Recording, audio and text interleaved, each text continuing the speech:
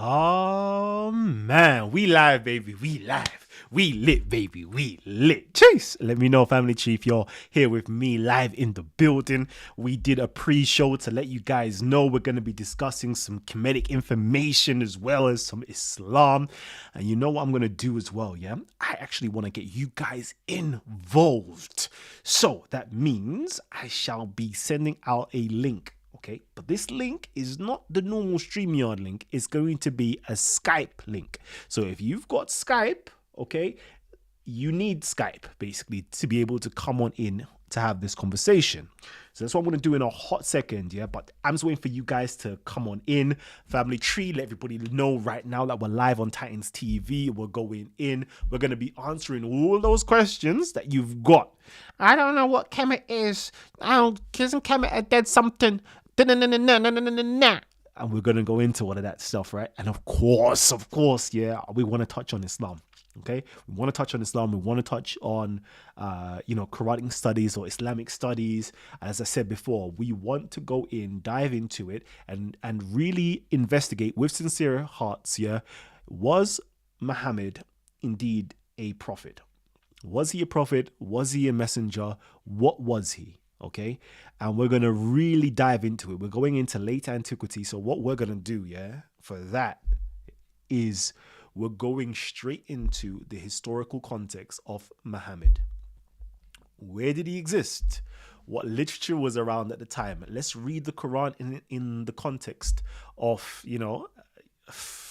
of what's around during that time period. We're going in. We're going to see what the tradition says and what history says. All right, and we're going to start to make up our minds whether we're going to accept Muhammad as a prophet, whether we're going to accept him as an apostle or not. These are the questions that we're really going to dive into.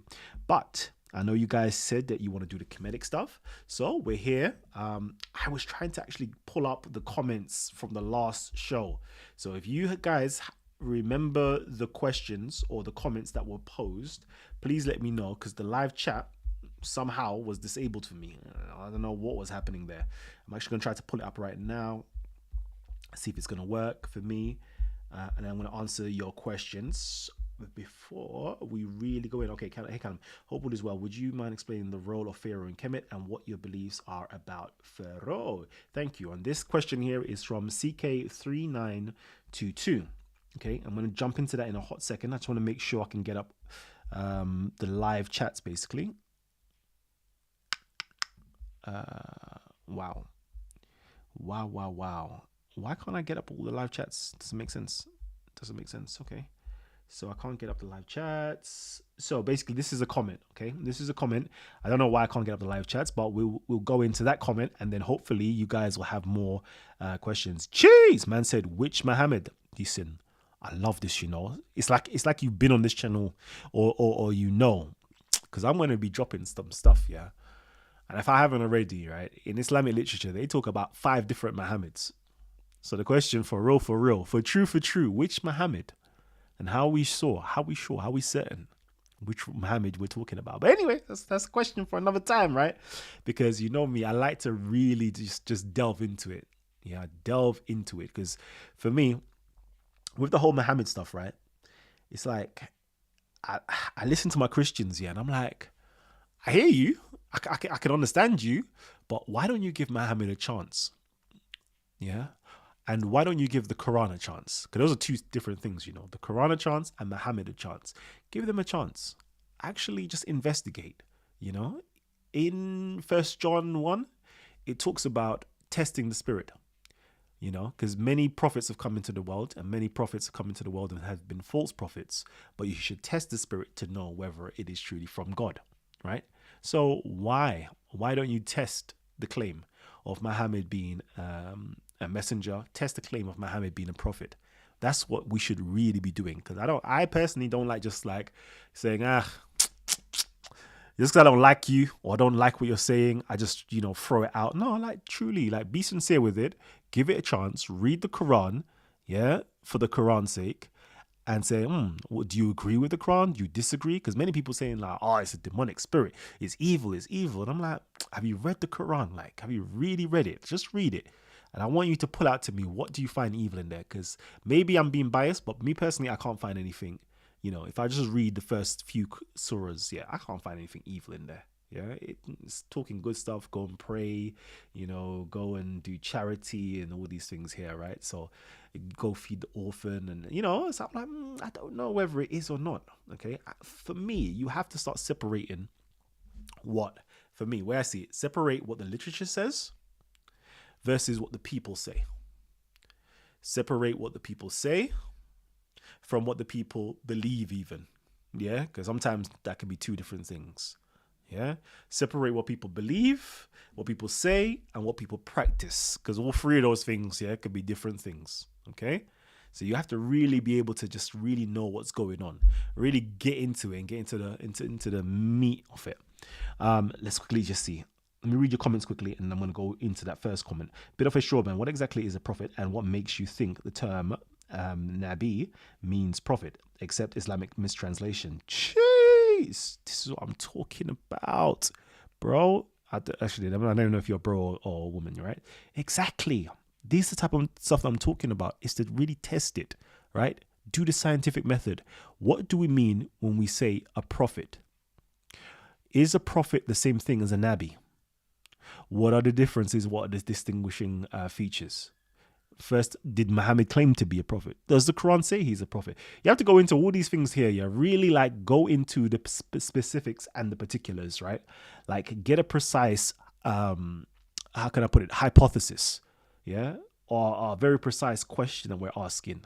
What does all of the key terms in the question actually mean? Yes, I love the way you're thinking, and I love the way you're putting forward that information. Love that. I don't subscribe to a religion, but I believe in a greater power. What do you believe in, Cobra? Okay. Interview someone in Egypt that practices Kemetic spirituality. In other words, nobody does. It's dead. How can anyone practice a dead system, i.e., Kemetic spirituality?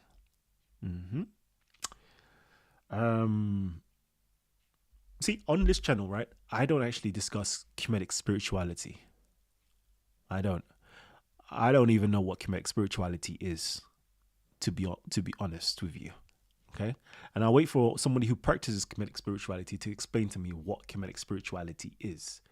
I know there is a Kemetic philosophy, there's a Kemetic education system, there's a Kemetic political administration and bureaucracy. I know these things exist, but the spirituality, we have to really define the words that we're using. What is that? But yeah, let's quickly go into this. Actually, Comedic education system is not dead. What makes you conclude upon that assumption? See, I love this. Have these dialogues in the comment sections. Yeah, hadiths are wild. Spirituality and education are two different things. Facts of the actual linguistics of the report. Yes, I mean means prophet. Saying doesn't sound like Dr. Pork talking points. Do you know? Okay, so anyways, yeah. So these you lot are having some real good conversations in here, by the way. Really good conversations. I like it. All right. And for me, yeah, this is another thing as well, right?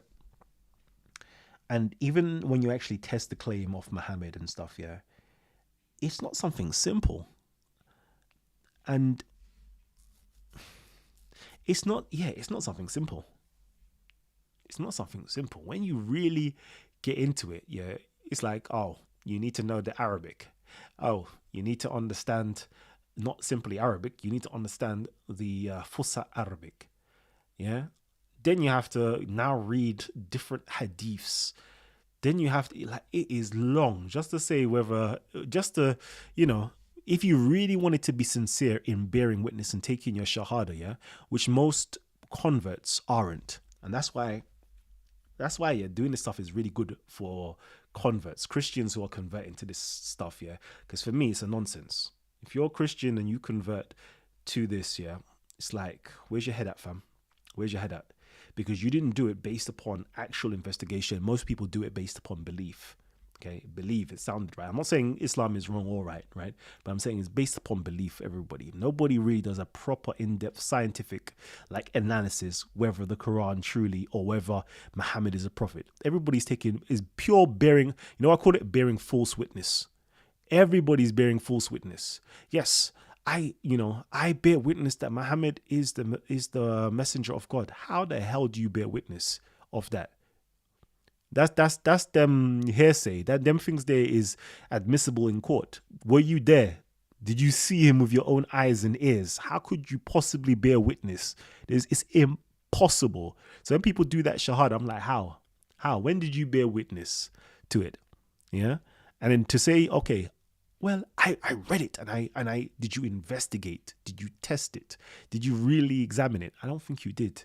So there's no way. Everybody who's doing a shahada, yeah, is pure false witness, in my humble opinion. Yeah, fight me if I'm wrong. Fight me on it, and I'm talking intellectually. Fight me on it, because I want to know, how are you bearing witness? Because it's impossible to bear witness.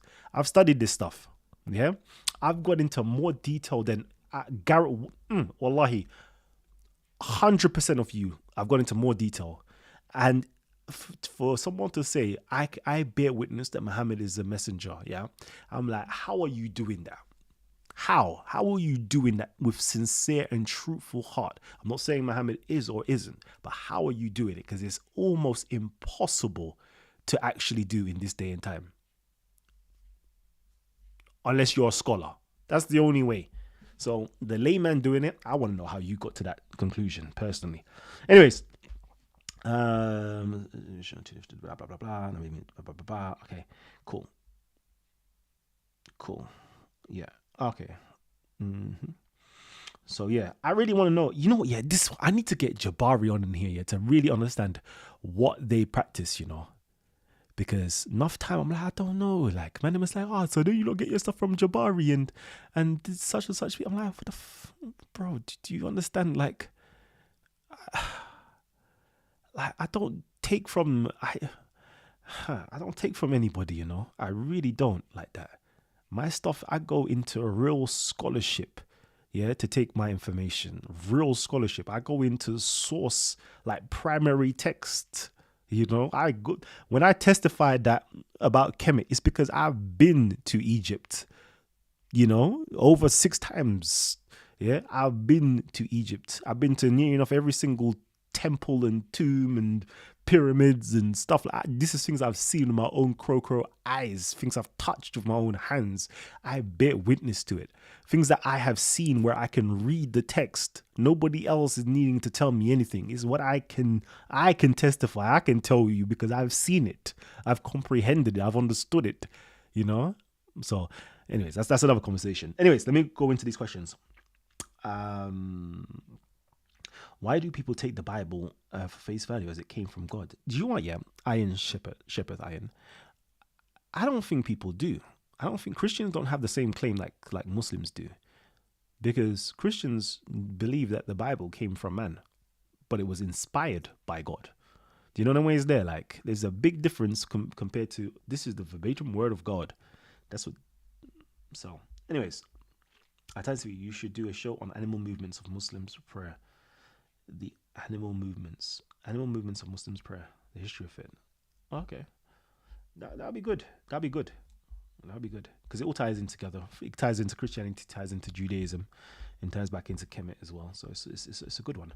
Let's quickly get into that question though. Let me quickly go into that question that somebody dropped. Okay, so the question is, remember, family tree, make sure you hit up the like button, show your support. Where is the question? I swear I just had it a minute ago. Whoa. Give me a second. Here it is. Hey, Kalam. Hope all is well. Would you mind explaining the role of Pharaoh in Kemet? Okay, let's do that first. Role of Pharaoh in Kemet. Okay, what was the role of Pharaoh in... Jeez, man, like Hassan. The role of Pharaoh in Kemet. So, Pharaoh... Okay, let me get to it. There, technically, let's not even use the word Pharaoh, yeah? That's not what you really want to use, because that's a Greek terminology, and it's coming from the term Pera'ah. And then the Pera'ah, it literally just means the great house. So the great house, let's look at it as a palace, yeah? And the great house, technically speaking, belong to a specific location, which is in Anu or On, which is in Heliopolis. So it's basically, let's call it the royal palace. Yeah, that's what the Pera'ah means. It's like saying the White House. So what people, when you say Pharaoh, you don't actually mean Pharaoh. What you're calling Pharaoh is removed from what you imagine a pharaoh is, because a pharaoh, coming from the word para, meaning great house, is basically the royal palace. What you're talking about is the king or the emperor or the person that is in political leadership, right? The king. Let's call him the king. Yeah, that's a better terminology, the king. Now, the king had various different titles itself. Let's go with a simple title such as the Nesut. The Nesut. Can we get even simpler than that? The Sarah. Okay. Anyways, so the pharaoh or the king's role is basically to be the administrative head of the government or the state of Kemet, or the state of ancient Egypt, of Upper and Lower Egypt and the other territories that it occupied. That is the head of the country itself. Okay. Now, the pharaoh was quite distinct because the pharaoh, or the, how can I put it, the office of pharaoh was seen as a divine office. That office is usually called the Heru, or the Hor, or the Haru.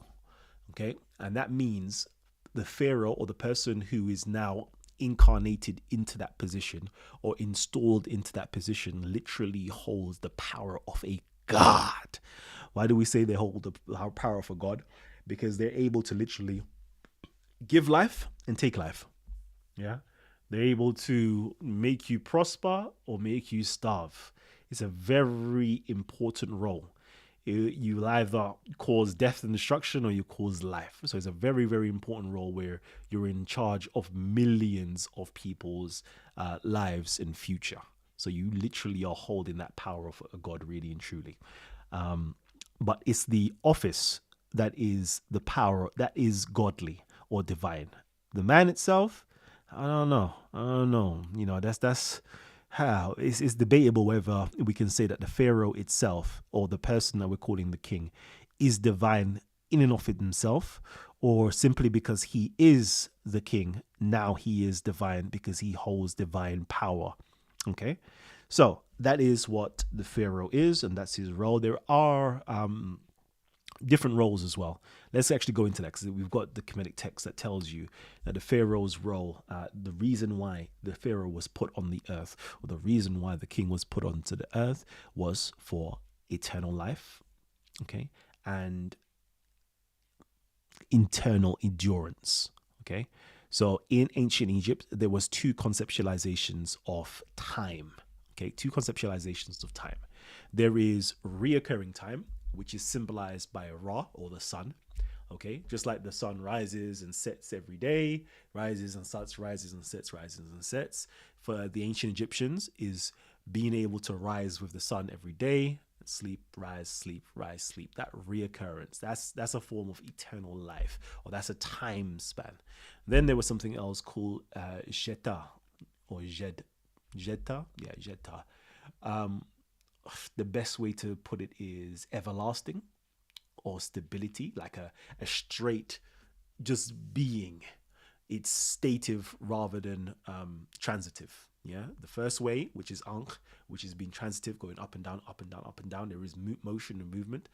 The other way is just being stative, completely still, just eternal, everlasting sameness, and that's symbolized by the nature, or the divine aspect of God, which is Osir, or Osa.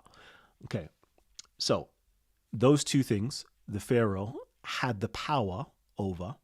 Those two things he's supposed to, as it was given to him by the universe, or by, the metaphysical first cause, whatever you want to call it, as it was given to him, so he's supposed to give to everybody else. Everybody else is supposed to have eternal life. That is your purpose on this earth, is to have eternal life, to always rise and set with the sun, okay? To just be in a continuous state of existence on this earth for a force of good. We haven't even gone to the force of good yet, but you're supposed to have eternal life. That is the, how can I put it? The raison d'être, the reason for being, basically. The the purpose that you're supposed to have. You're supposed to have eternal life. That is the goal. That's the mission. We're all here. If you follow Comedic philosophy, that's all you want. You want to be here everlasting. And we don't have, the concept of, Christianity and others and Islam. Everybody's eternal life is in the hereafter, i.e., in another world somewhere else, right? And that's why Comedic philosophy is so, I don't know. You could be a Christian, you could be a Muslim, you could be a Jew, you could be whatever, and you could literally follow Comedic philosophy because it doesn't take away from your belief system itself, right? Because we're just talking about right now, right here, we want our everlasting eternal life in this plane. Yeah, everybody else talks about somewhere else. No, we're saying right here, right now, we want it, okay? And for the ancient Egyptians, or for the pharaoh, he's supposed to, those who are, how can I put it, good, those who are ma'at or ma'akhiru, how can I put that, those who have done something good within inside of the society, within inside of their community, within inside of the civilization, or within inside of the state. Those who've done something good, have done acts of service, career-wise, whatever else-wise, right? That's the first thing. You need to make sure that you're a productive member of society. If you do that, and then if you are good of moral conduct, if you don't lie, if you don't steal, if you don't cheat, if you don't murder, if you don't kill, if you don't, do all different types of, I don't know, how can I put it, criminal activities on a moral level, right? As long as you don't do none of those things and you're able to do acts of virtue, yeah? So you're able to feed the orphan, bury a dead man, or who doesn't have a son to bury him, do acts of charity, educate people, teach people, do all these things. If you're able to do those things, yes, civil acts, as well as being, a moral, upright individual, guess what? The pharaoh allows you to continue your existence. How do you get to be continuing having your existence? It means that you're able to be properly buried. Okay? And being properly buried means that your name is no longer forgotten. Because if you're a bad, that means that you're, like R. Kelly, where now you're cancelled. Yeah, but he's still alive, but, you're cancelled. You're locked away somewhere in a prison. Let's just call that, in the other world, you're locked away in some type of hell vibe where nobody now calls your name. Nobody now remembers you. Nobody now celebrates you. Your children kind of disown you. Like that there is the Comedic hell, to be honest with you, right? But as long as you're good, you get to live on. And if you're good as well, you get to live on in stone. That means endurance, where you're just living on. Like there's something of you on this earth to say, yeah, this person was a good individual. So yeah, those are the two roles of the pharaoh to start with. Then there's other roles such as, doing ma'at, which is doing truth, bringing about order, bringing about truth, bringing about balancement, looking after the universe, looking after nature. That's the second one. That's the fourth one, technically speaking. And of course, destroying corruption, destroying, evil, poverty, disease. You're supposed to eradicate that. You're supposed to have a bureaucracy. You're supposed to have an administration that will look after the people that you are there to serve and cater for. So these are some of the roles that the pharaohs had to actually do. They had to do these things. Okay, hopefully that answers that part of the question. Let me quickly get to the last bit of the question. And what your beliefs are about Pharaoh. Okay, so yeah. And again, with Kemet, right? There's no, and I'm going to say it like this, right? With inside of the educational system, there isn't any belief. The very first point of the culture is called Ma'at. Yeah, Ma'at is the very first point of the culture, or the very first principle. And the root of Ma'at is Ma'ah, which means to see, to observe. Yeah, to see, to observe, and then to weigh. Yeah, and to see whether it is straight or rectitude. Is it right? Right. So for us, the first step is literally knowledge. knowledge, investigation, observing, testing, and getting the right conclusion at the end. Like, we just deal with that. The belief system, that's religion. That's everybody else, right? Kemet, the philosophical system, the educational system doesn't teach you to believe, right? We spoke about the Rosicrucians earlier. Rosicrucians as well. They taught us, be a walking, talking question mark. Don't believe anything. Question everything. So we don't have any belief systems when it talks about Kemetic philosophy, and if you do, you're supposed to question your beliefs and get to the foundation of why do you believe what you believe. Because knowing is much better than belief. For me personally, I view belief as isfet. It's wrong. It's falsehood. Because you could believe something, and you could be right, but you could also believe something and be 100% wrong. So belief is not good, man. Belief for me is not good. I rather know than believe. Okay, let me quickly go back into your questions. Remember, the best way, because I know there's a lot of comments going on, is just tag Titanstv. Tag Titanstv and we can keep it flowing, right? Let's quickly read through. Yeah. Okay, so family tree, do me a favor. Make sure you hit up the like button if you haven't already. Okay, 12 of you have hit the like button. Come on, man. We could do better than that. Let's go, baby. You lot got me out here doing the show for you. Okay. Let's quickly see. What is the best self-governing philosophy one must ask themselves? Yep. Jote. Okay. Jesus sacrificed himself so we can have eternal life. Yeah. I don't know. But yeah. I'll agree with you. But in a multiverse, this one is not an ideal place to incarnate continuously. It's evil here. Yeah, no, it's again. Somebody asked me about this, reincarnation. No, Kemet, there's no reincarnation, it's that YOLO one. You get to live once, but that once is an eternal life, right? I should bring out some Comedic teachings, to really teach you. It says, listen, yeah, you see your tomb. That's where you get to live forever. This one life that you've been given, you're going to be able to continuously live it. All right?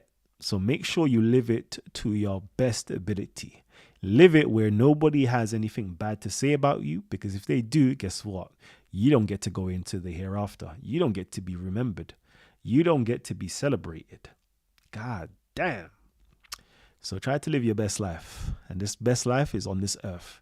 And that means, some people might see it as I can screw over people.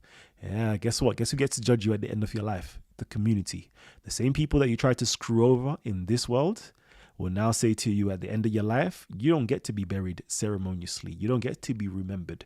And if you are remembered, you're remembered in scorn and in hatred, when people want to spit on your name and your grave. You don't even get to have a grave, to be honest with you. That's the beauty of it. The king has the right to say, no. This is my land. I own the whole territory. And since you wasn't a good boy, guess what? You don't get to be interred in the land. You don't get to go back to nature. You don't get to go to be with the forefathers and the ancestors. I like that. I like that concept because it keeps it really real. It makes you double think your choices in this world. Chai. Living my act, man. Okay. Okay, let's see. What is Comedic priest, and do you believe Jabari is one? What is a Comedic priest? Okay. So, Chai, I like Jabari, man. Why you not going from? Okay, all right. What is a Comedic priest? All right. So technically speaking,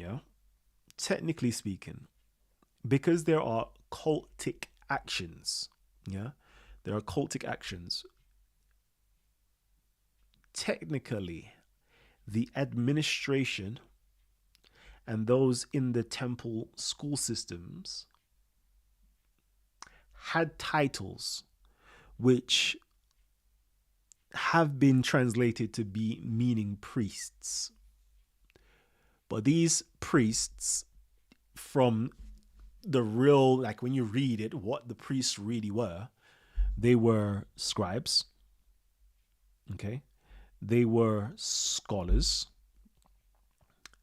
They were the professionals of the day and age. So, i.e., they were the doctors, the lawyers, the engineers, all of these things here. Yeah. These individuals that deal with that. And they were the politicians. Okay. So, all those four things: scribes, scholars, professionals, politicians, or administrative staff, right?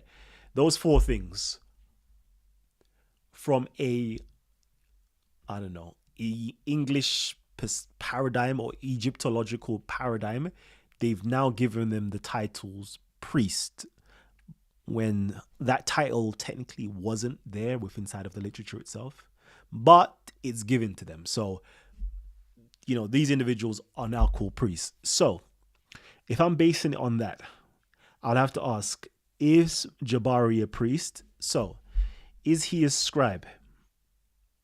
He may not be a scribe within inside of the ancient Egyptian language system, which technically, if you're not, therefore you can't really be classified as scribe.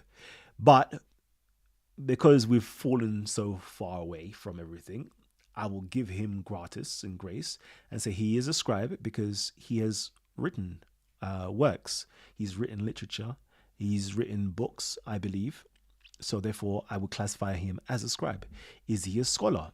He has a degree, university degree. I'm sure he's got his master's as well. So from that perspective, he's a scholar. Is he a professional? What is his profession? I think he is a university lecturer, and he does other things within the community as well. And then the fourth one, political. Is he doing things on a political administrative level? Well, he runs his own shrine in America, in New York, and I'm pretty sure he does have some political sway in terms of within inside of the community. So on those basis alone, I would say, yeah, Jabari is definitely a priest. Nah, he's a priest, man. He's a priest. He's a priest. Right now, what's going on, there is the whole reconstruction and revival of Kemetic thought and Kemetic philosophy, right?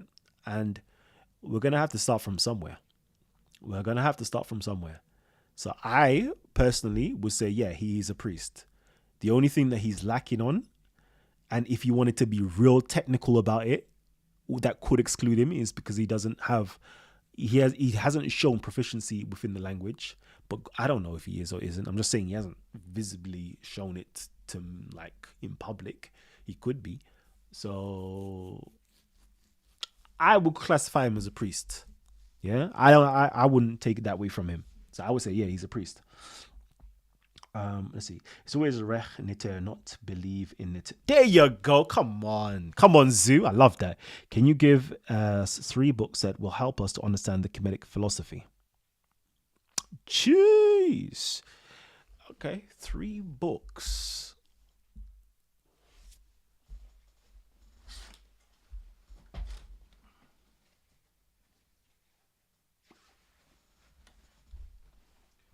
Because you asked so nicely.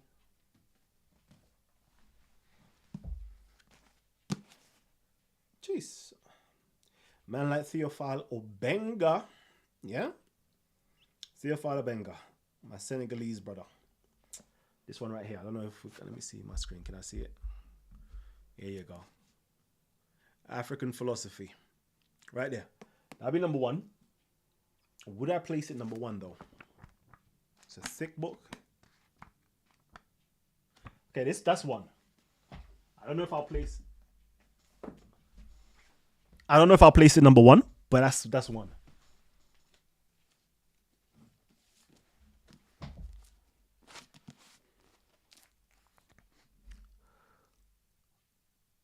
Maulana Karenga. Ma'at, the moral ideal in ancient Egypt. Again, yeah, these books are hefty. This is my favorite. If you really wanted to learn Kemetic philosophy, I would say this is par excellence. But is it simple to read? That's the question.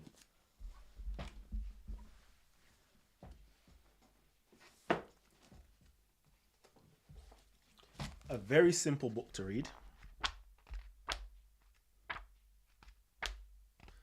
A very simple book to read for beginners would be Nile Valley Contribution to Civilization by Anthony Browder. Yeah? This one right here. That is the most simplest one.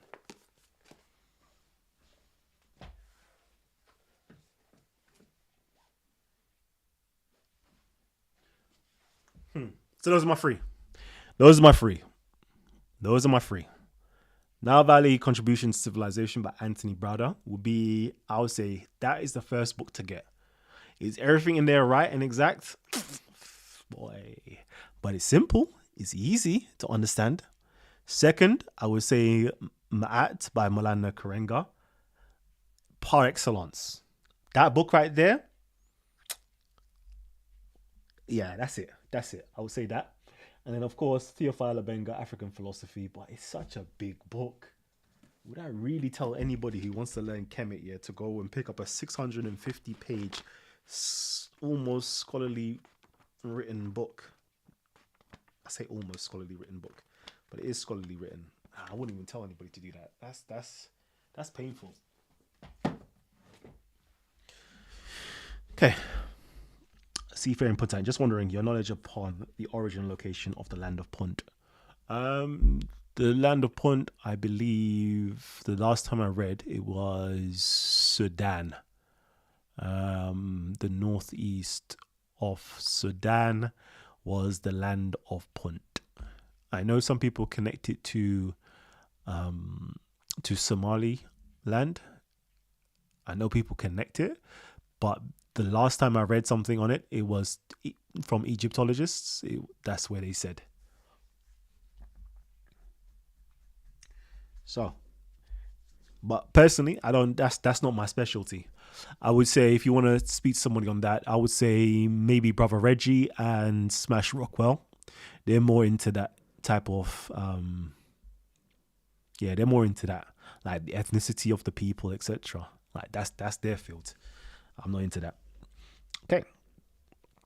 Let's see. Okay, so family. What dynasty Enoch's era is after the Hyksos? Enoch. Goddamn. I don't know about that. I don't know how to answer that question. Yep. Titanstv, they were psychologists, neurologists, mathematicians, astrologers, chemists. Definitely. Okay. All right. So yeah, family. If there's any more questions, let me know. Otherwise, if we want to go into that Islam. Y'all want to do Islam yet, man? Come on. I self-Lord and Master. We do some Islam. Let's do it, baby. Oh, yeah. I need to get the link. Hold on. Where's my Skype? Forgive me, family. Forgive me. I'm supposed to be getting the Skype thing ready. Host a meeting. Start a call. Let's copy this. Start a call. Okay. And then I'm posting it up in here. There we go.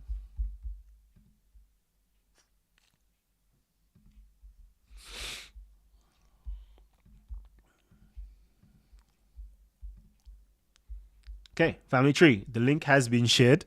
So if any of you guys would like to jump on in, yeah. Again, you're not gonna have to have Skype though. That's the only downside. Yeah, that's the only downside. You're gonna need to have Skype. And we're just waiting right now. If you don't got any more questions, let me know. Yeah. Otherwise, we can jump on into some Islam. Any more Kemetic questions?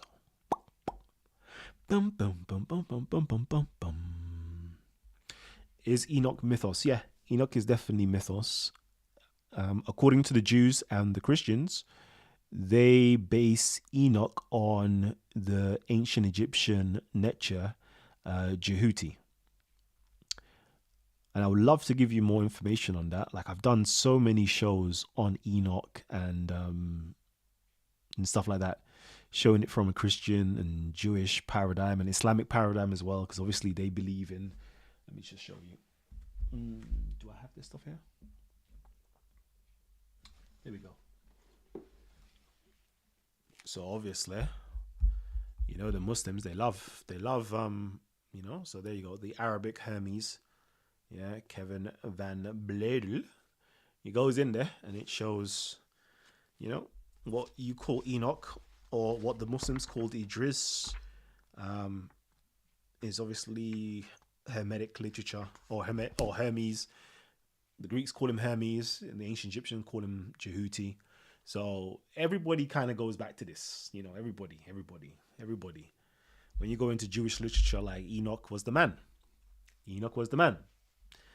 And obviously Enoch was to do with the Egyptian stuff, so the Kemetic stuff. So that's how it all ties in, really and truly. But that's a story for another day.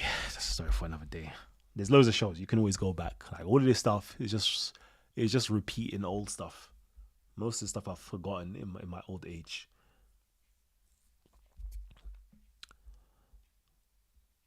There we go. So I'm still waiting for you guys to jump on in, you know. Okay. So yeah, actually, let me go into. Let's see if I can share my screen actually, because I was going into, you know, yeah.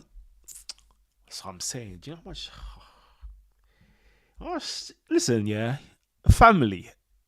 If you really want to learn, yeah, what Kalam knows, yeah, go back to the old school shows, because I've done so many shows on all of this Islam, Christianity, Judaism, Kemet stuff, all of this stuff. I've done so many shows. Like I think you lot are just being like greedy when you lot ask new stuff. It's like, god damn, there's so much stuff done already. Let's see if I can share. Can I share? Let's do a window capture. See if I could do a window capture and give you guys some stuff. OBS, no, I don't want that. I wanted to give you guys I want to give you guys a book that I had read before, and I'm like, yeah, I want to start talking about this topic, so let me actually go back to some old school books. Let's see. So display capture. This is long, you know. Okay, let's try display capture.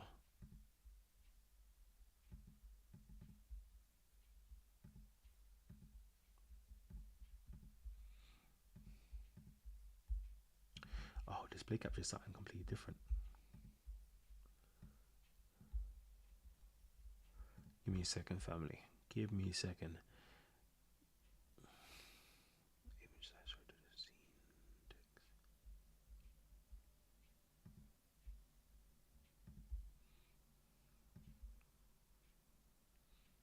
Maybe an image. Let's try image.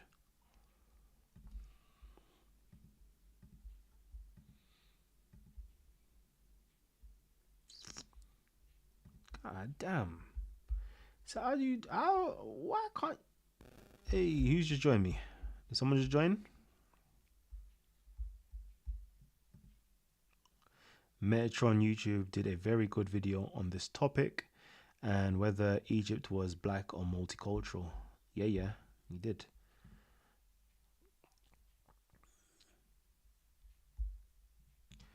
So there's supposed to be like 3 people up in here.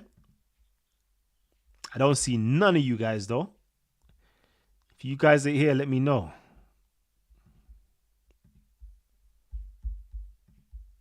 Okay, I'm trying to share my screen, but I don't know how to do it. For the in-depth answer. No problem. See, still trying to work this thing out. Give me a second, family tree. Just bear with me. Okay, media source, image, slideshow, display capture, color source, browser. Try browser. I'm hearing somebody's just jumped in and then they jumped out.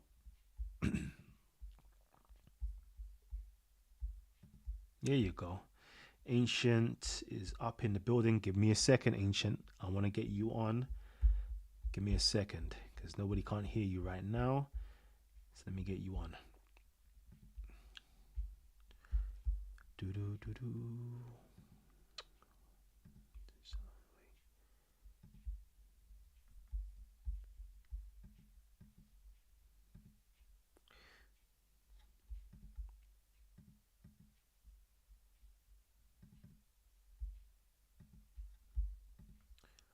Okay.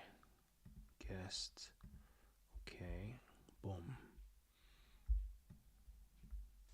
Let's get you above me. There you go.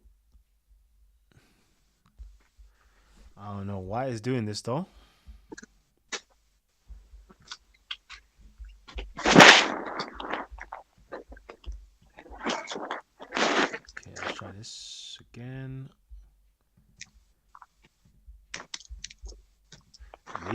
Maybe try put your do me a favor. Put your camera on. You can cover your camera if you want, but just put it on.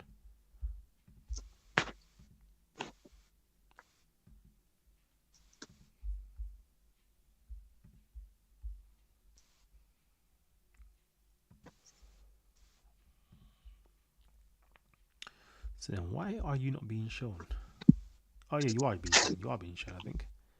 Okay, cool. Give me a sec. There you go. Put you in the corner up here. All right, come on, Ancient. Talk to me. What are you saying? Hold on 1 second. Technical difficulty.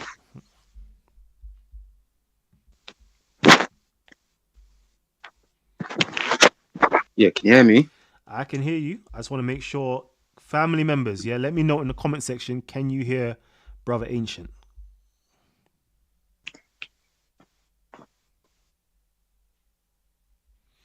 Let me know in the comment section, please, if you can hear him, yeah? Let me see if I can hear you.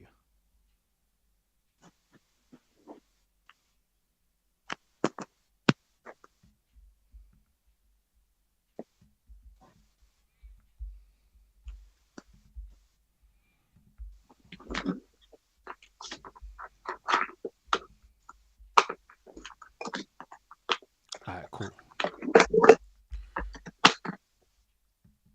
Yeah. They're saying they can hear you loud and clear. That's perfect. All right.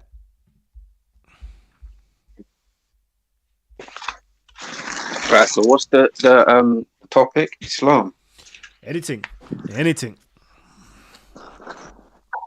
Nah, let's go with Islam. All right, let's go. Let's go with Islam for now, because I think that's what the people them said in the chat. Jeez. It's looking that way still.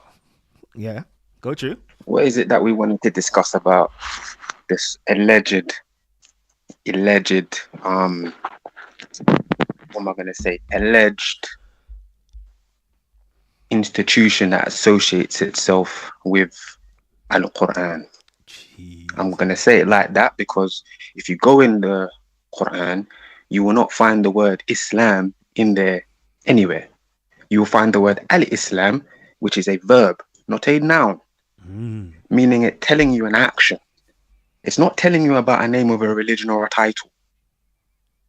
So that being said, let's talk about this religion that they made up 120, 150 years post-Quran under the Abbasids. God damn. Listen, this is going to get exciting. I can already tell this, yeah? Hold tight for a hot second, because what I want to do, yeah, is make sure everybody has the opportunity. How do I pin this now? Let me make sure I pin this so nobody can't say, oh, Kalam, you're so biased. Why isn't there anybody else there to defend whatever's being stated? Okay, so family tree, the link has been shared. Come on in. Yeah, please, and join anyone who wants to come up and defend this religion, please do. There you go. All right. Seafaring Puntite says, could you Because I was a Muslim for 17 years, so I know my thing. Jeez. He says here, could you elaborate on your YouTube shorts, since this is a Islam video that you said the picture of Jesus and Mary was in the Kaaba? Okay, I will do. But first, let me just make sure we have this conversation right here. And if nobody ain't coming on in, I will touch on it, but I'm waiting for you guys to come on in. I'm giving you guys the opportunity. Let me know, because we're about to do it. It's about to get heated right now.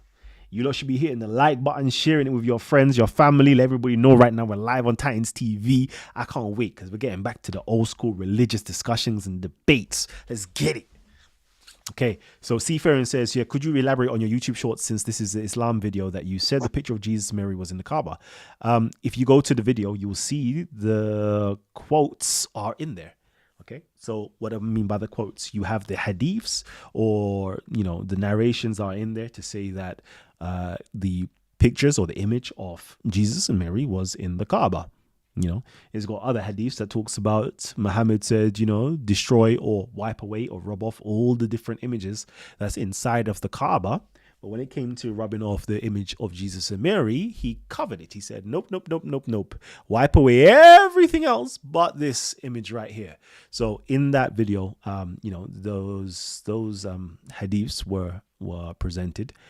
It's got all of the, I don't know, how can I put it, the isnad. So you've got the, you know, all the chain of narrations. You got all of that in there, so you can check it out for yourself and let me know. So let's go. Let's get into this now, man. Come on, Ancient. Let's go. Talk to me. Yeah, I don't know about those hadiths there, man, to be honest with you, because one thing about the Sunnis in particular, and like I said, I was a Sunni for 17 years. One thing about the Sunnis in particular is they kind of cap a lot when it comes down to the system of hadith. Mm-hmm. See, what they don't tell people, right, is that when you're talking about chain of narration, there's three terms that are mainly used inside of an isnad. You have the term an, ayn and nun. You have the term hadathna. You have the term akhbarna. They don't all mean the same thing. Mm-hmm. Usually when you're read the hadiths that you're talking about, I can guarantee you, without even looking at it, you're going to see a lot of an.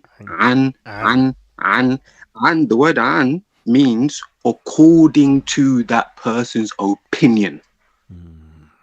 Hadathna means that a group of people have settled on an authoritative, what's the word I'm looking for? Not executive, directive, on an authoritative directive that has been passed down through experience. It's not I heard, it has to be practical. So hadathna is somebody saying they're passing it on from a whole group of people that can back them up through experience, not opinion. That's why you rarely see hadathna in narrations, because they sometimes, when they get to like the example, the 60 years of post Quran, that you get to a lot of people who had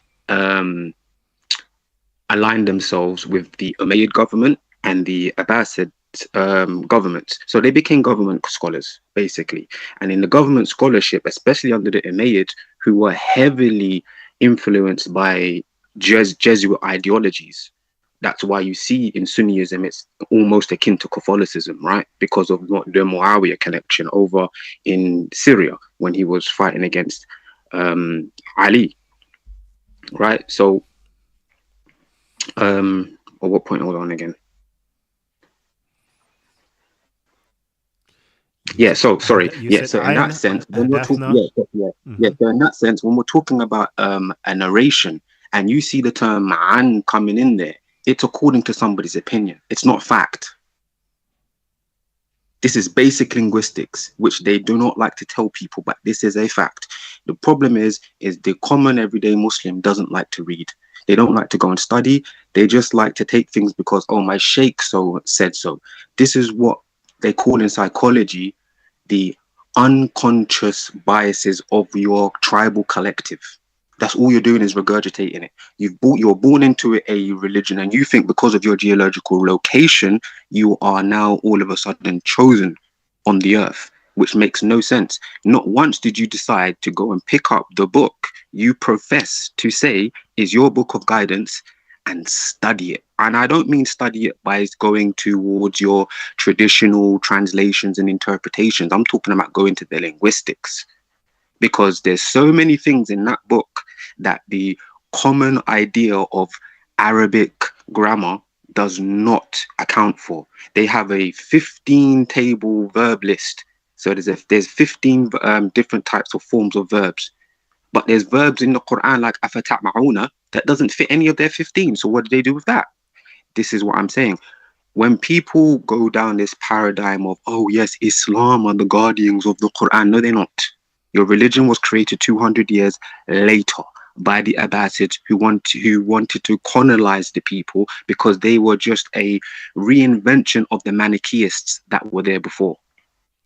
Hence why all three religions of the so-called Abraham religions are called monotheists, because really they are Manichaeist religions, all of them. Hence why they all worship black cubes, including the Jews and the Christians also worship the cube. They just don't see it. They don't see that their crucifix is a folded out cube. They don't see it, right? They all worship this cube, which all goes back to the Saturnian.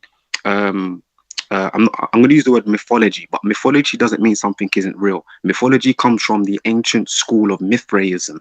Mithraism was a system of occultic ideologies that came in when things was going wrong in society and the education systems were being modeled up. The Mithraists would come in and they were like judges. They would bring balance to the system and cause pure chaos for whatever ruling party was going on, so that things will start again. Jeez, I listen, family tree, yeah. What I'm saying is, yeah, the brother is just smoky out here. It's absolutely smoky. Listen, I've pinned the link to the comment section. Yeah, I don't want to hear anybody talking crap in the comment section where, you know, the brother is wrong, the brother is lying, etc., etc., etc. Yeah, because you lot have the opportunity. This is what Titanstv is all about. Is giving everybody a chance, a voice to speak, yeah?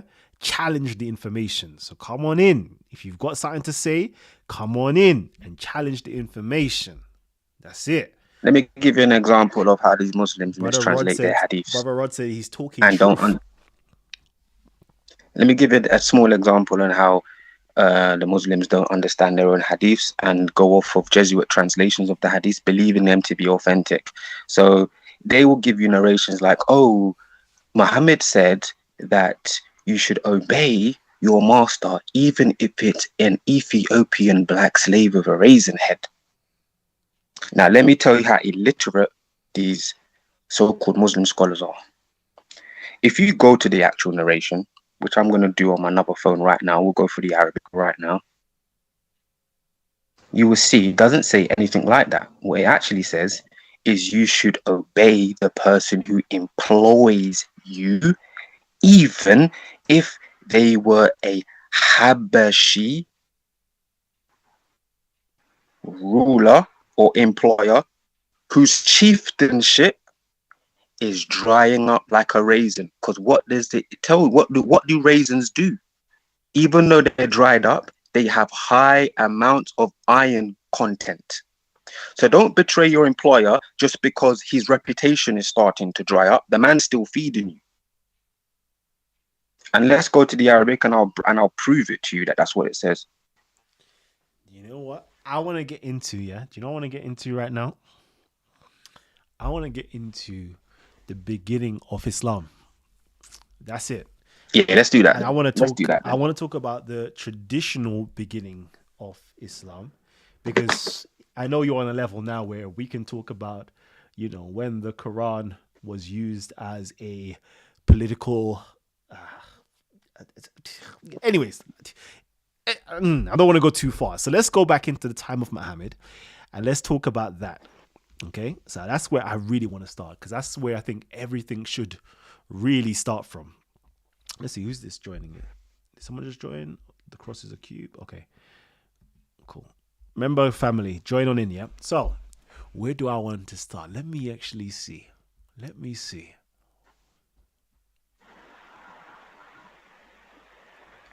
We can go either with the Quran or the traditions of Muhammad. Your choice. You blew it up, bro. You choose. Okay. I want to choose the traditions of Muhammad. Yep. I want to say, you know, we're given the traditional dates here, that Muhammad was in the year 570 AD. Correct? That's what we're told, yeah, That's by standard narrative of history. that's the narrative right there. But to me, when I read the Islamic literature, it says that Muhammad was born in the year of the elephant. The year of the elephant wasn't Mm-hmm. 570 AD. What year was it? It was like 545. Let me tell you something about the year of the elephant. Mm-hmm. It's a myth.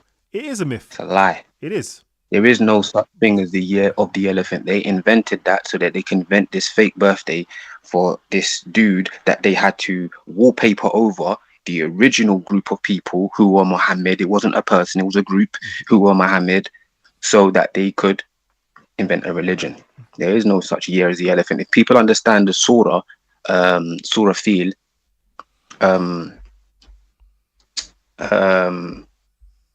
they would understand that that surah field, can only be talking about two things in history: the Elephantine Jews in Egypt, or the Elephantine tribe in the Riok structure in Mauritania that were destroyed. That's the only two things it could be talking about. If you go into the linguistics of the actual surah and not the Islamic misinterpretations, you would see that. So their whole so-called year of the elephant is all fake. Because I remember the year that Muhammad was born, the actual, because there was a man, his name wasn't Muhammad. Muhammad is a title. If you understand Vedic traditions, you'll understand what Muhammad actually means. But Muhammad is a group of people. But there was an actual man, a man with that title initially, who was also joined by another group. But let's talk about that specific man. He was born in the year that the Nabatean earthquake happened, when the Nabatean civilization was destroyed. That's when he was born. Mm-hmm. Because when we do the mathematics on this, right, we see that inside of the Islamic traditions, inside of the Syriac literature, we have a 70-year difference between what some of the scholars are saying. Some of the scholars say what we know of when Muhammad was born, that he was born 70 years. No, let me be more precise, actually. I think it goes 40 years one way and 30 years the other way. So let's say, for example, they say that he was born in 570. There's hadiths to say, no, he was born in 520 AD, for example. And there's hadiths to say, no, he was born in 610 AD. So it's like, this is very interesting when we go into it. Because it's like... You know what we would need to do? Go on. Have another show where you bring all of these narrations, and I'll show you that they don't say no such thing. That would be interesting, because using the term AD 526 and all this AD inside of quote unquote, I'm going to use the word Arabic, even though their language is what they speak today in the Middle East is not Arabic, but I'm going to use that word for now. Even though this language Arabic, it wouldn't have terms like AD and 520 AD and so on and so forth. In fact, the Arabs actually have 3 words for the term year. What we say year, Y-E-A-R, they have 3 terms. I can guarantee you in those narrations it uses the word sana'a, not the word am, because there's a difference between sana and am. And if you understand the difference linguistically, you will understand how their calculations don't add up, because they're illiterate. Muslims are illiterate. That's the facts, man. Jeez. Boom, boom, boom, boom. Why don't I have the sounds? Why don't I have sound effects? Hey, listen, someone get me some sound effects. Bam, bam, bam, bam. Family, again, because I know I got Muslims on here. If you lot are watching, I want you lot to come back with something. Because I'm not seeing anything. I'm not seeing any pushback. Please tell him to send us to the hadith of Bilal. Please, we'll check it out. Okay. Anyways, so... yeah, we're going into this now. So let's go into, we're talking about Muhammad. We're talking, okay, Muhammad was born. Okay, Muhammad received revelations, right? Let's go into that first revelation. What happened? What happened with that first revelation? Was he... Iqra. Yeah, Iqra. What's going on there? The word Iqra, you know what's funny? Let me tell you how embarrassing it is for Muslims. Mike Tyson was visited by Jamie Foxx in prison. Before Jamie Foxx left the prison, as he was walking out, Mike Tyson shouted at him, "Iqra." And Jamie Foxx turned and said to him, "What's that?" He said, "Iqra."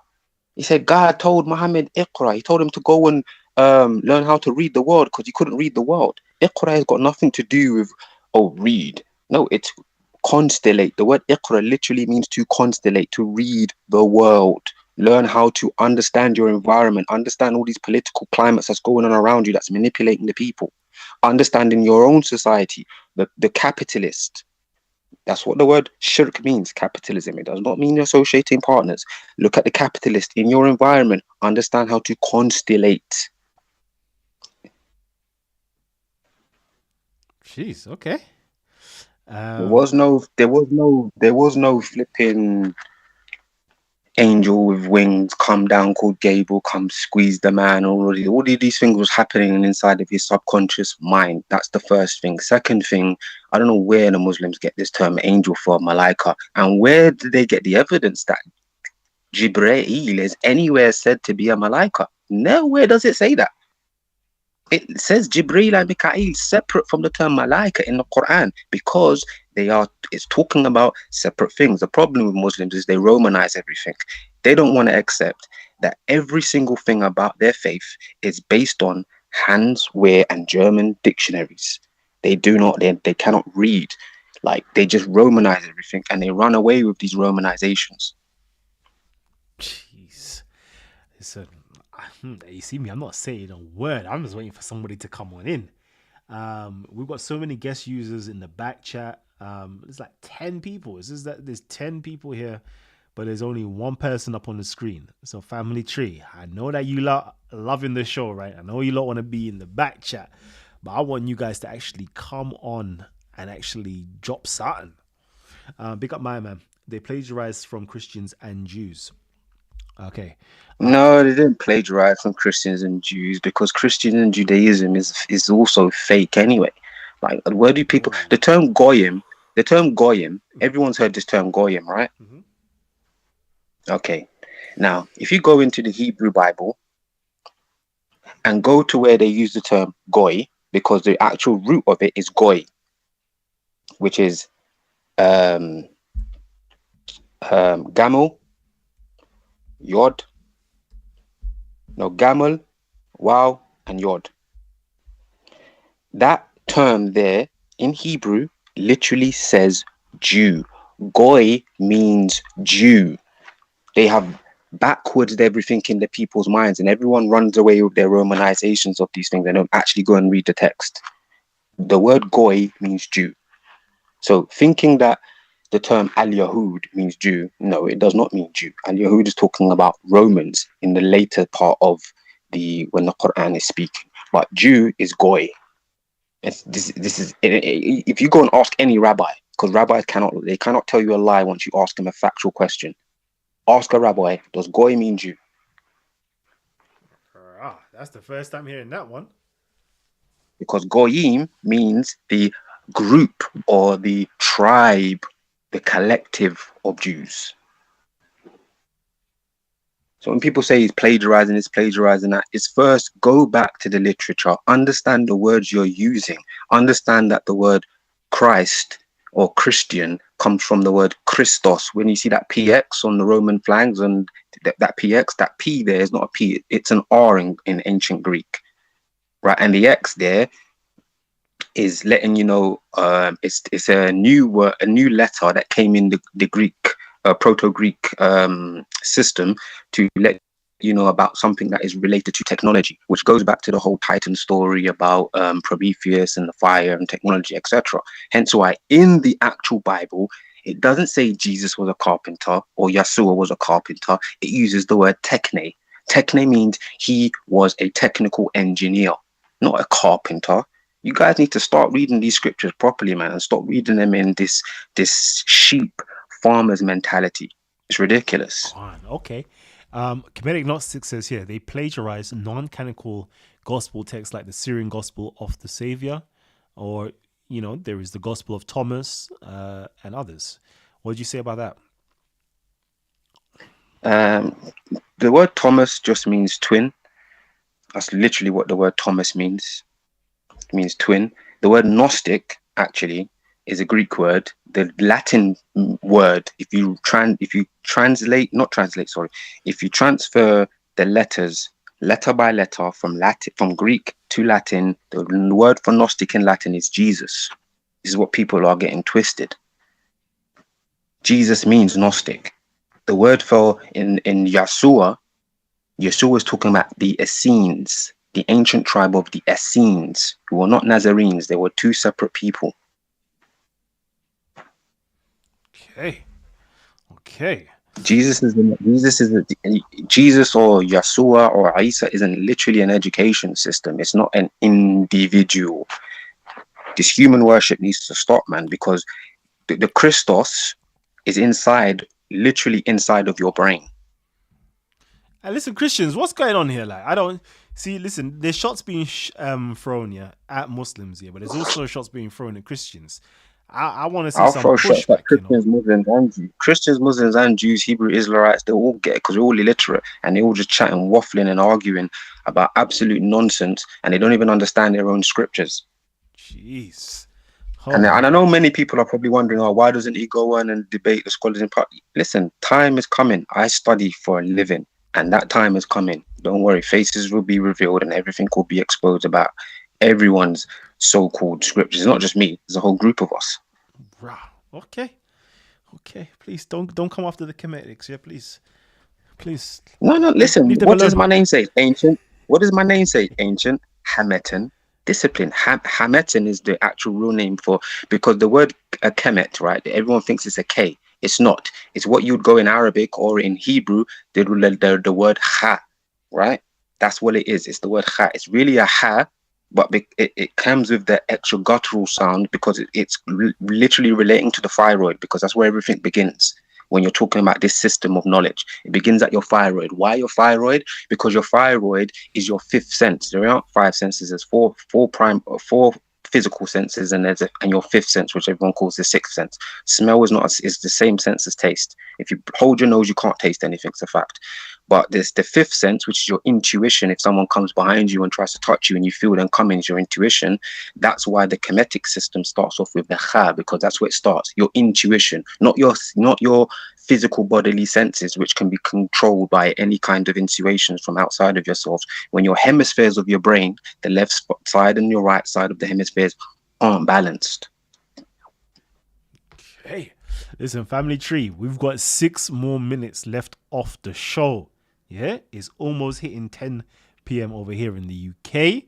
Yeah, and you know me, I've got early bedtime here. So what are you guys saying? I'm just waiting for someone to come in and challenge the information, because, I'm here. You know what your name Kalam means linguistically in ancient Egyptian? Go on, tell me. King's speech. Because it's the reverse of the word malak, which is king.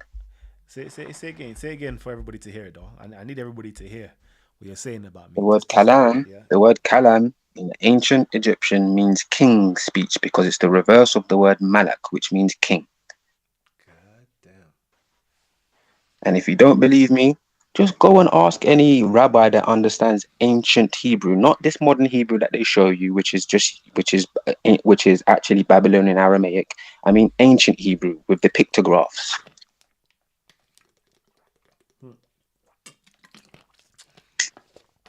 Mate, the brother's dropping some information, I'm just here to just listen and take in the information, Cause it's late for me and I'm enjoying it so far. So, my brother, you say that there is a group of you guys, yeah? What part of the UK are you from?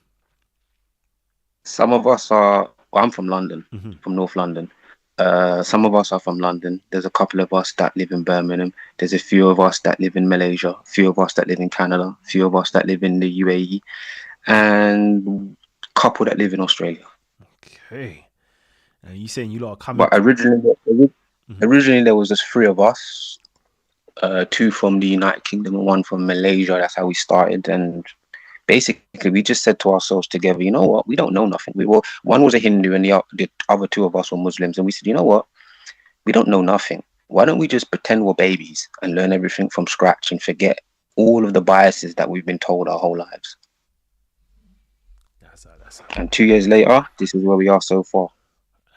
That's a good way to go. That's a very good way. That's like Descartesian philosophy, where you have the blank slate. So I like that. I like that.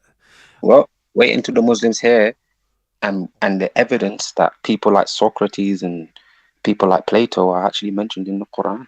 Jeez, bro, you're about to drop some heat, you know. Okay, so this is what we need to do, because we need to get you onto the show. We need to make sure that we stay in touch. So make sure at the end, just make sure you drop your email or.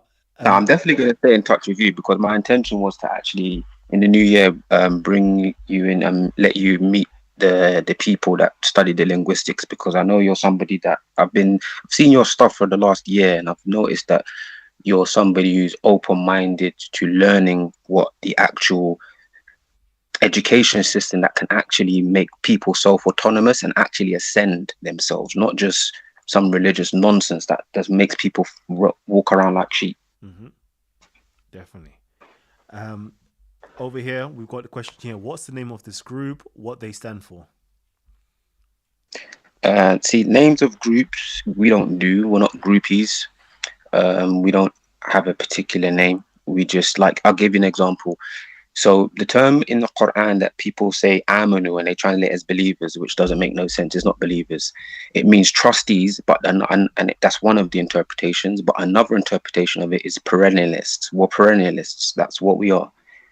We understand that all of the education systems in the world, the ancient ones, are all factual. And the reason that Noah had multiple, let's call them sons, but they were really students of knowledge, right? Professors. The reason why he planted different ones and they had different titles, like Ham. Ham is the father of Kemetic education. That's why his name's Ham, right? It's not ham as in the pork ham. It's literally the letter Ha and the letter Mim, right? Because what he was doing was after the deluge, which wasn't a water flood, but we'll get into that another time. After the deluge. What religion are you, bro? Comparison. Sorry, say that again. Sorry. What religion are you, man? What religion am I? Yeah. Hold on. So the word. Hold on one second before you answer that question. Let me make sure I can get Vijay on the screen as well, because nobody can't hear him. Give me 1 second. 1 second. Let me add this NBI source. Let's go.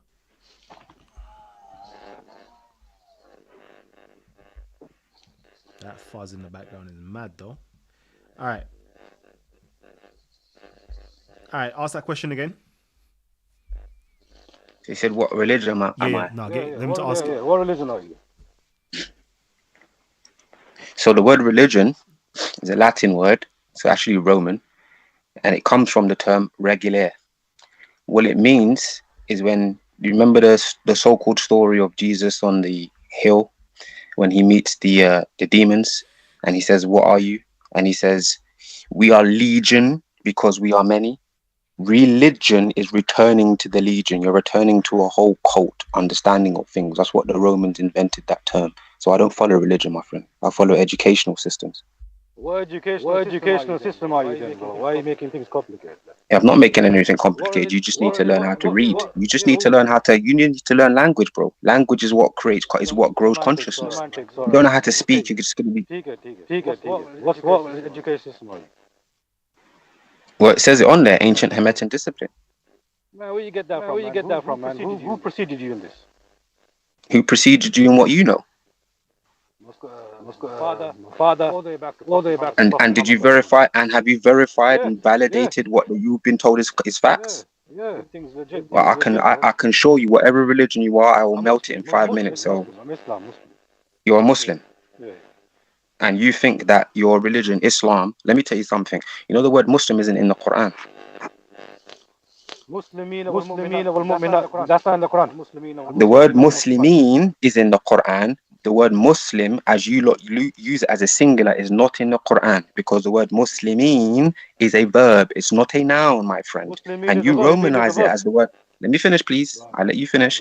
When you Romanize it as the word Muslim and write it as Muslim, and don't tell the whole world what it actually means, it's because you guys don't know what it means.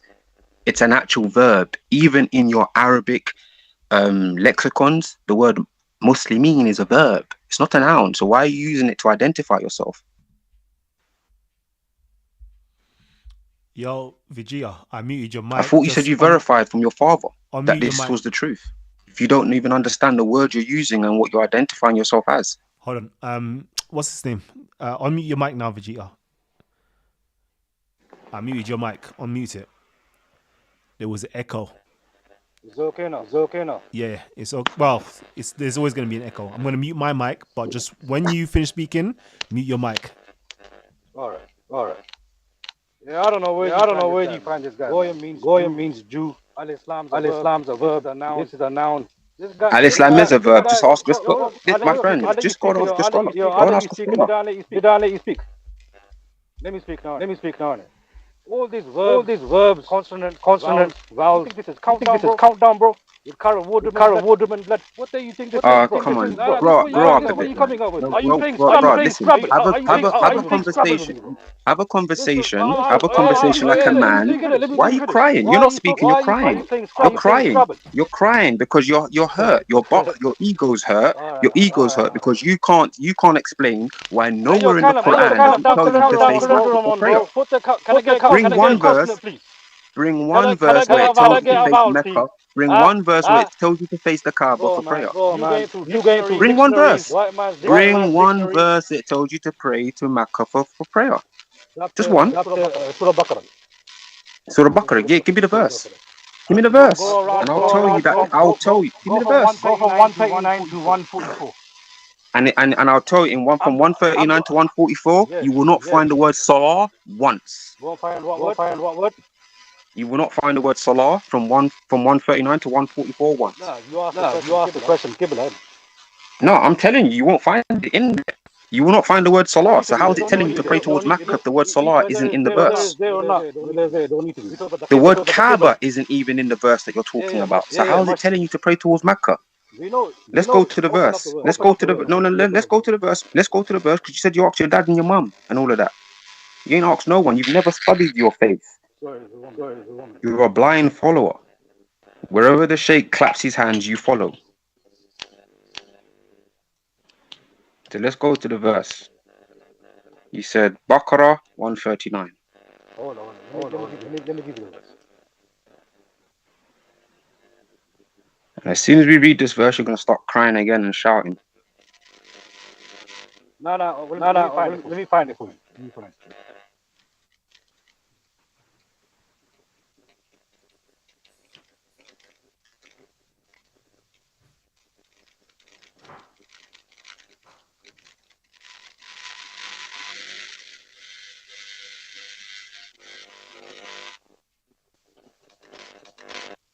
Oh, you hear me?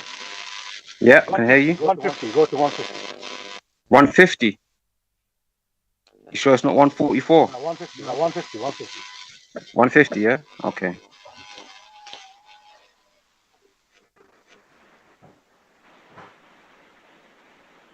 ومن حيث خرجت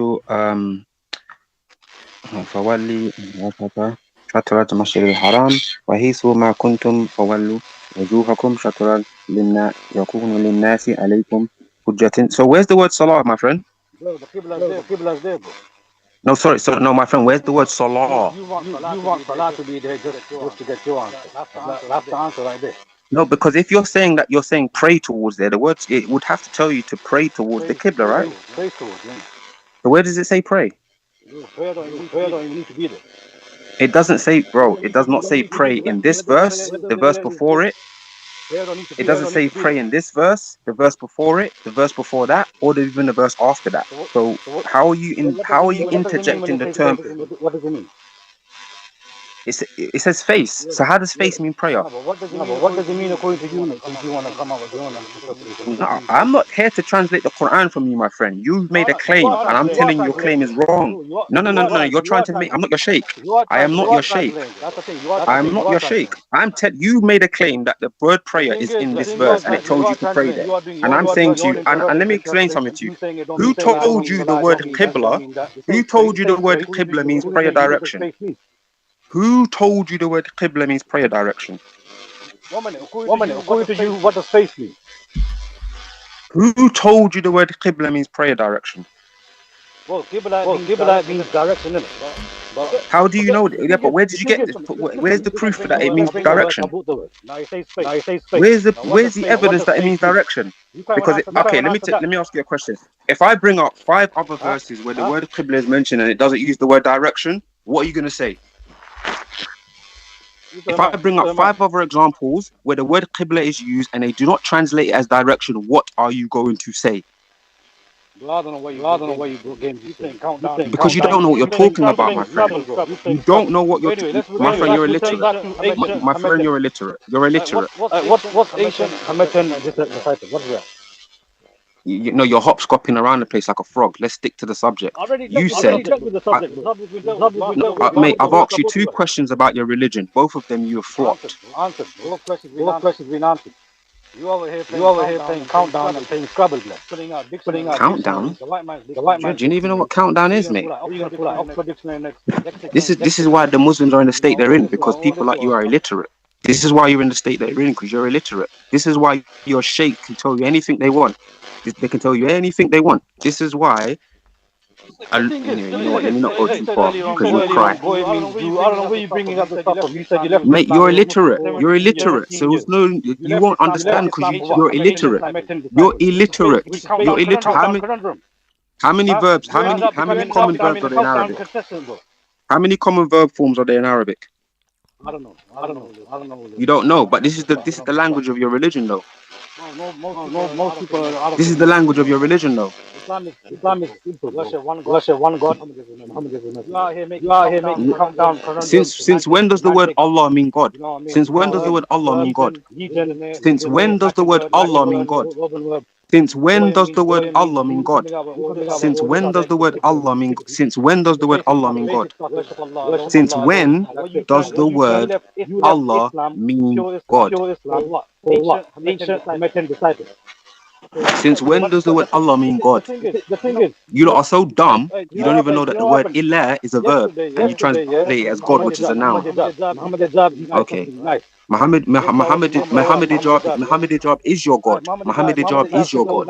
Muhammad Hijab is your God. Whatever he says, you prostrate to. Whatever he says, you prostrate to. Yes. My friend, you are in it. You are illiterate. This is how all you Muslims behave. You get asked questions, you can't answer them, so you start crying. Let's compare religion. You left Islam for what? And where you going, blood?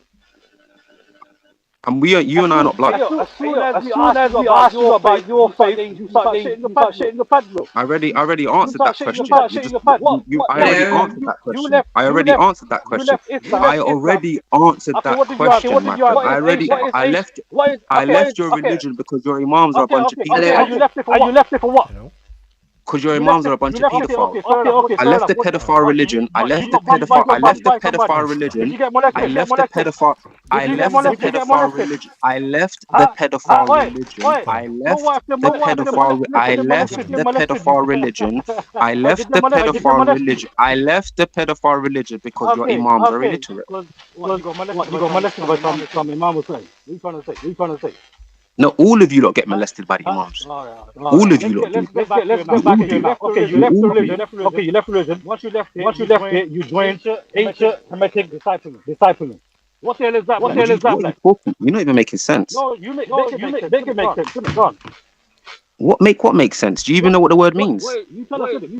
Ancient Kemetan disciple. What the hell is that? Disciple. You see the word disciple there? How many GCSEs have you got? I got None. Okay, You can't read. You're illiterate. You know what? I don't even need to continue speaking to you. You're illiterate. You got shook, bro. You got shook. Okay, You hold got on. shook. Hold on. 1 second. 1 second. 1 Yeah, second. yeah, I got Fanny. shook. I got shook. 1 Man's second. 10 years old, man. 1 second. Hold on. Just everybody mute their mics. I just need to get Eloisa up in here. I just want to make sure that the video is the right video. What's going on here? Give me 1 second. Are you ready? Talk. Yo, Eloisa. Oh my God. Testing. Hello. Yeah. Do you have an echo? 1 second. I want to make sure that you are shown on the screen. Who's punching walls in the background, man? Someone's punching walls in the background. Yes. Somebody's But punching a wall. there is so much echo. Yep. Everybody can't hear you right now. I'm trying to get you on so everybody can hear you.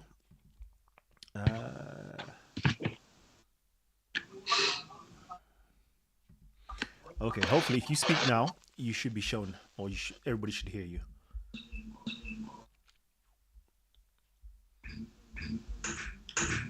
Go on, Eloisa. Okay. Go on. Did you have a question or comment?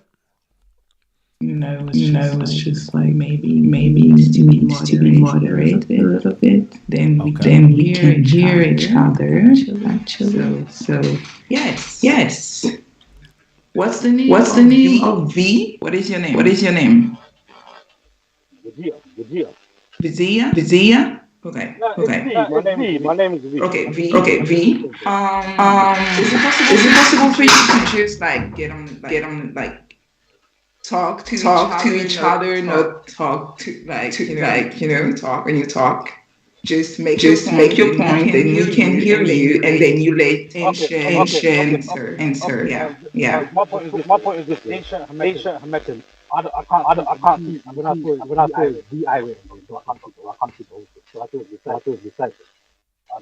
it was maybe discipline. Right? We can hear you. We can hear you. Louder. Left Islam and this is going. Hametan. I'm gonna make an assumption. You got that from Ham, as in the son of Noah. Yeah. That's my assumption. You could tell me if I'm correct. He says something really important. He said that he left Islam because of Muhammad was a pedophile or something like that. Can you answer? I never once said Muhammad was a pedophile. Okay. I said his imam.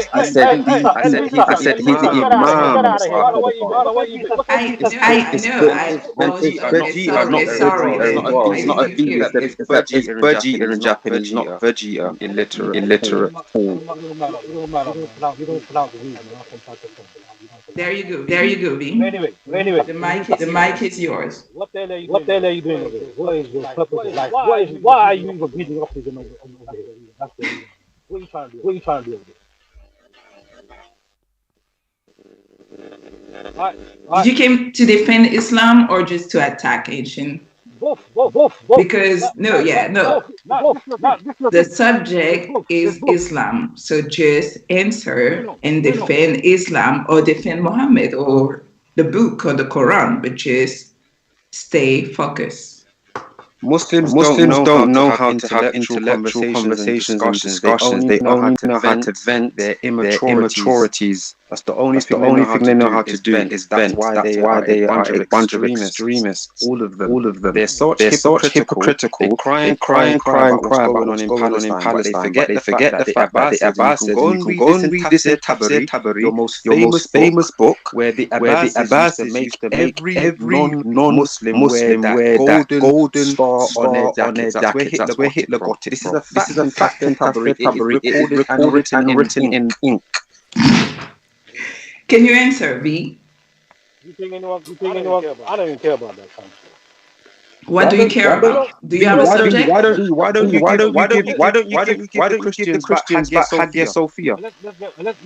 No, why don't you give the Christians back Hagia Sophia? Support Palestine and Al-Aqsa Mosque. Why don't you give the Christians back Hagia Sophia? When did I mention Palestine? And we need to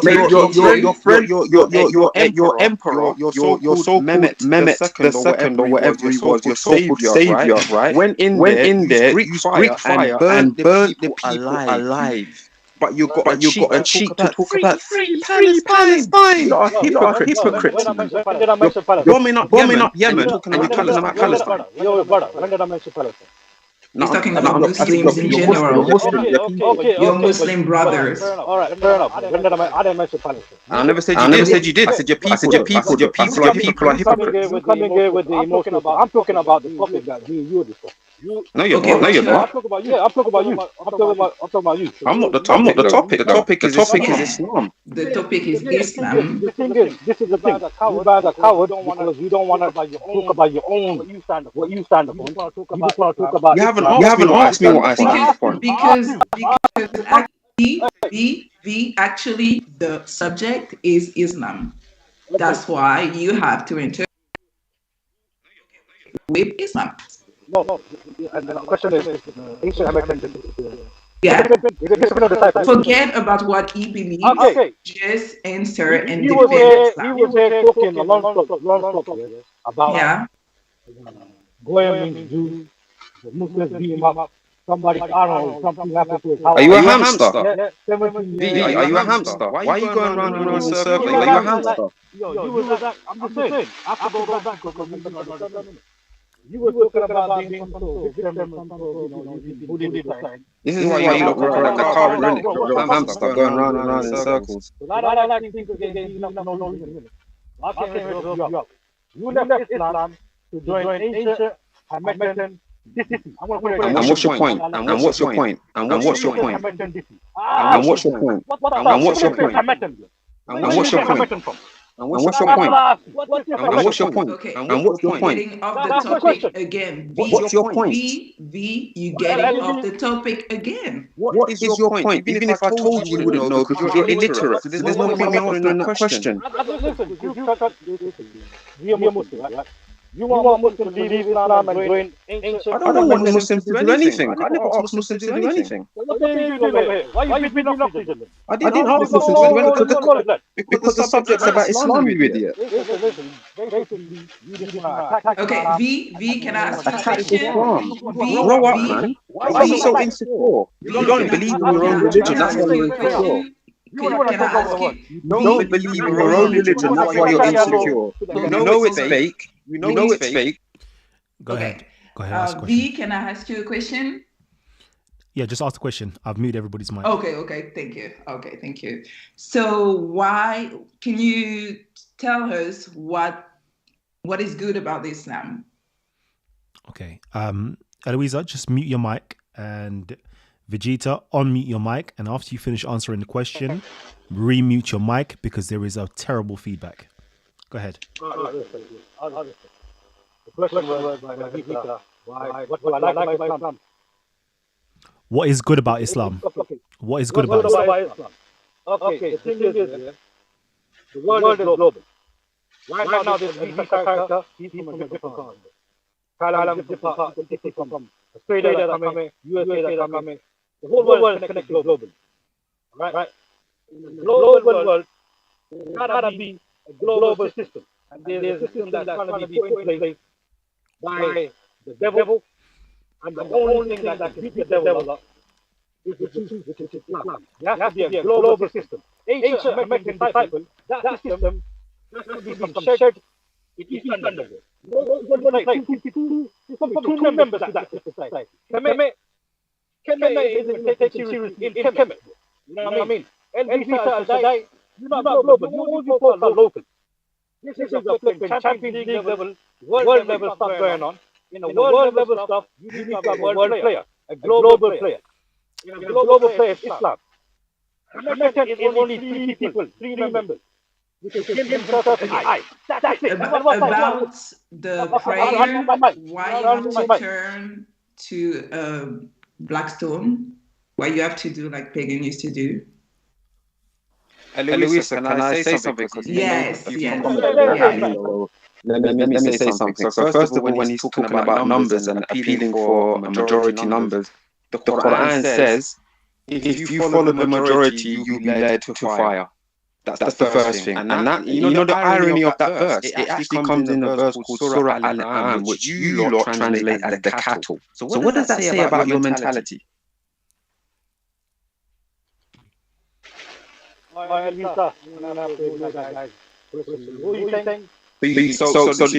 Quran's irrelevant then? Is that what you're saying? You only got 3 members, man. You're not a player as well. No, this is what I don't understand about you Muslims. Whenever I mention something the Quran says,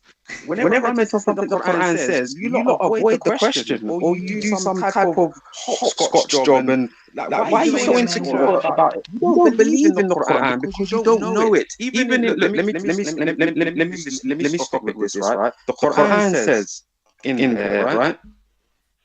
It says, and the messenger says, Ya Rab, my people have abandoned this Quran. Give this man a round of applause for that performance. When was the last time? When was the last time you picked it up? Hold on 1 second, family. Your 1 second. Quran got bare dust on it. When was the last time you picked it up and read it? 1 second. 1 second. They're saying that there's a lot of feedback going on. Let me try to fix the situation.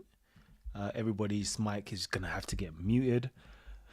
Forgive me, family. I don't know what's going on. Let me just double check the system to see what's happening and to see where the feedback is potentially coming from.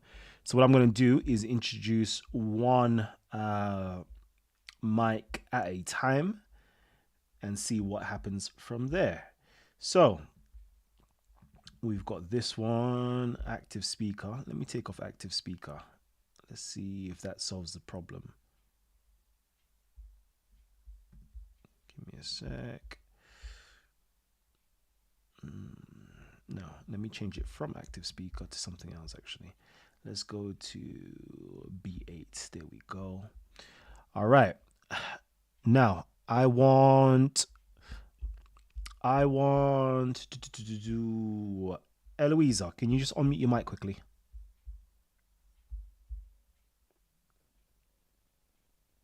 And start speaking. Yep. Okay. So, can you just speak to me for a hot minute? Keep speaking.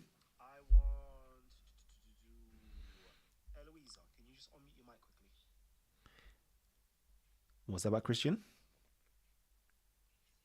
And start speaking. Yep. Okay. So, can you just speak to me? Oh, you only believe in the Quran. Okay. Okay. Interesting. Let me. That's all you need. Let me get this one up to make sure that we're good. Okay, that should work. Let me know if there's any feedback. Okay, talk, my guy. Alright, perfect. That's on. So that's working. Where's Vegeta now? Let's see if I can get Vegeta on in the mix. Vegeta, unmute your mic. What's up, blood? Okay, perfect. Okay, talk. Mute. What's going on, blood? That's working. I don't know, because I can't tell. I can't hear Vegeta's voice. Vegeta, just speak for a bit more.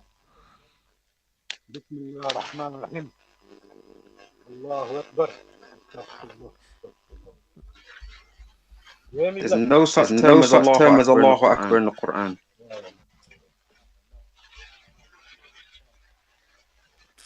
No, there's no such thing as ancient Hamilton outside of. There is actually. There is actually. There is? Okay,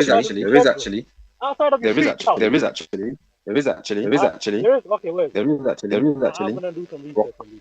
وقال الرسول يا ربي إني قومي يتخذوا هذا القرآن محجورا. Oh my Rabb, Indeed, my people have taken this Quran as a place of abandonment. When was the last time you picked it up, V?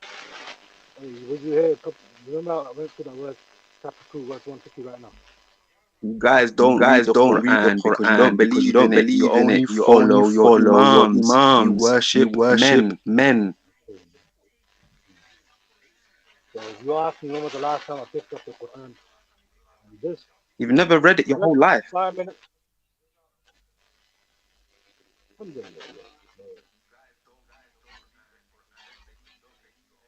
Yeah, good. He mumbles it during Ramadan and that's it.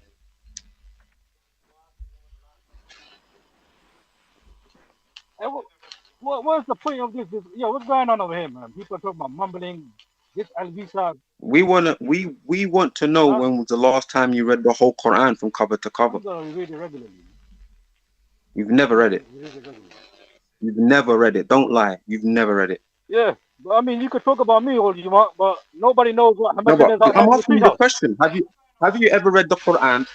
Have you ever read the Quran from cover to cover? Nobody knows what Hamed is outside. That's a no. That's a no. You made up this religion, bro. You got this flipping cult movement in your shed, bro, and you coming here trying to act like you're on a global level. You're not on a global level, bro. Yeah. Okay, Kafir. Okay, Kafir. Yeah, stick to the flipping shed level. Okay, Kafir. Okay, Kafir. Okay, Kafir. Do you know what the word Kafir means? Do you know what the word Kafir means? Because you lot say disbeliever. It actually means someone who's closed-minded. It's the reverse of the word fakara. Fakara is the reverse of kafara. Fakara means to ponder. Kafara means to be closed-minded. That's what you are. You're a Kafir. Kafir. Kafir. Kafir. Kafir. Cool. I want to unmute my mic, bro. Let's read it back in. Yeah, let's read it back in. God damn. Hey, I love it though. Sometimes, yeah, we need a little bit of chaos. So, Eloisa, though, I've actually gone over by half an hour on this show. So, is there any last questions or comments that you would like to make before I actually close down the show? And what was your question?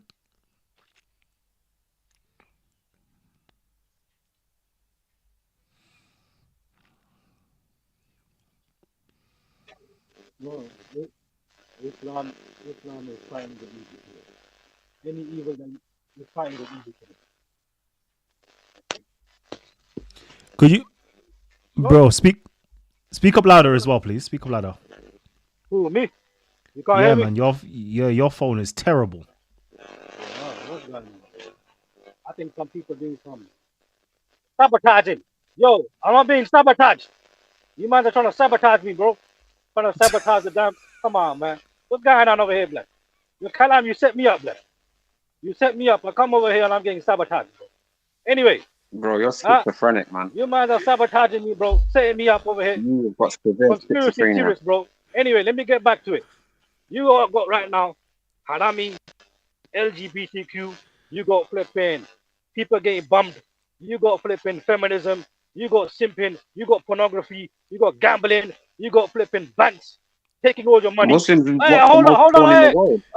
Muslims watch the most porn. Be quiet. Let me, yo, Kalam, put some order in here, man. Yeah, you got all of this harami behavior taking place. All this evil taking place. And the only people that are even putting up a fight is Islam. And Al-Hamatan thinks that he's going to be able to do something, bro. You're in a freaking treehouse, bro, with 2 people. And a squirrel, bro. Get the flip out of here, man. Yeah.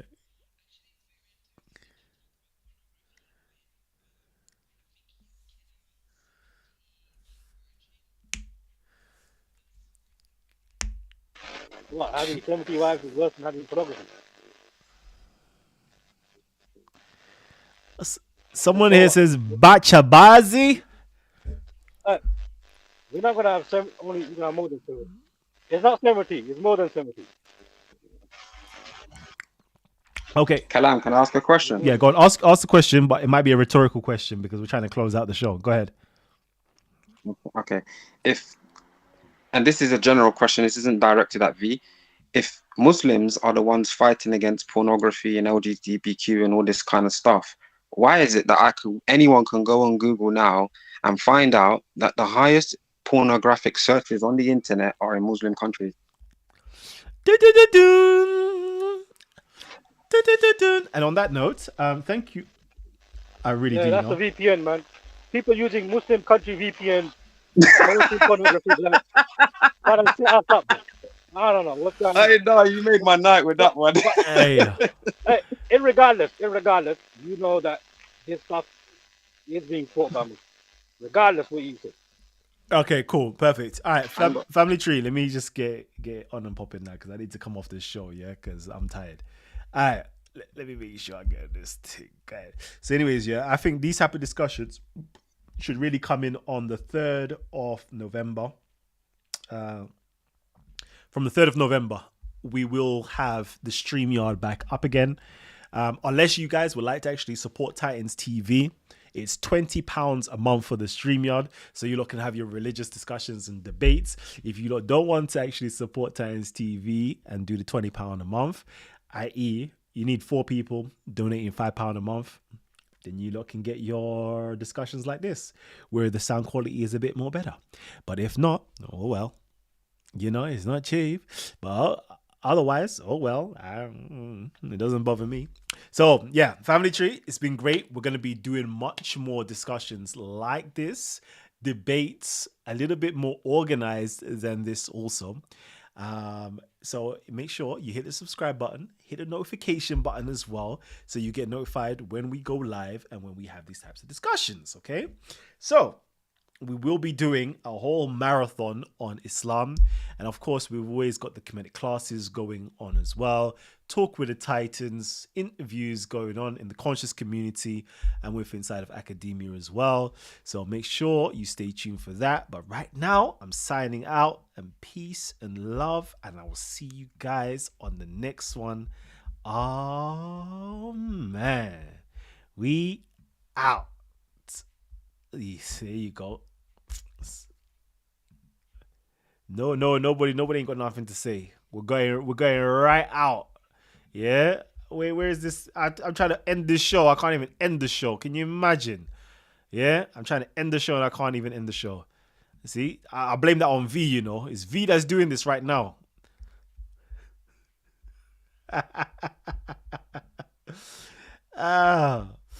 Okay. Blouse and skirts. Let me just end it.